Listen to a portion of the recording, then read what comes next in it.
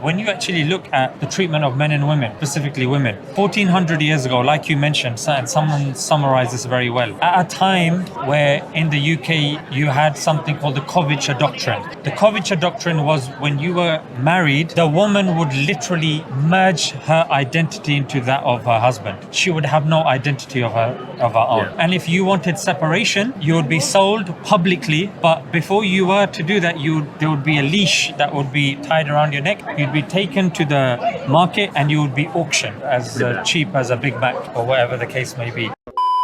There was something else called the scold's bridle. If your woman was to talk back at you and you were unhappy with her talking back at you, you would apply like a metal brace on her head and that would extend to within her mouth and it would have spikes. You would lock it and there would be a metal chain and you would parade her while people would throw stuff at her. Yeah. That's what was happening 1400 years ago in Europe. In India, until the 19th century, until ironically the British went there and abolished this practice. It's one of the good things that they did there. When a Hindu man would die and he would be burnt, a woman would be expected to jump on the pyre and burn herself alive to show her devotion to him. It's called sati. Even, for example, I'm going to mention these and I'll mention what Islam did at that same time. Judaism, then and even now, woman is not allowed to get a divorce. She has to get something from, it's called a get. You get it from the man. If he doesn't give it, you don't get it. So that's even valid till today. Now, yes, you can go to the courts and they will say, yeah, the rabbi will put pressure on the man. Is it up to the man? Yes. Can the rabbi do it? No. In Christianity,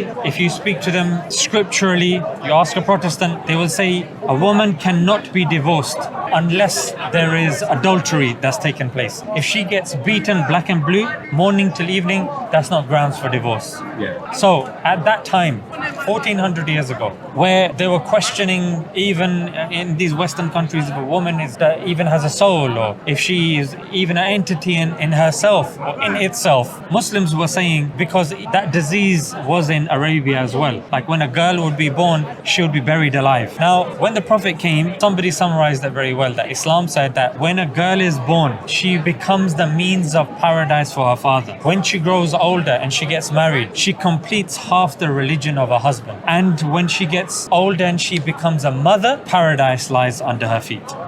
So this was and is a complete kind of overview of how women are seen in Islam.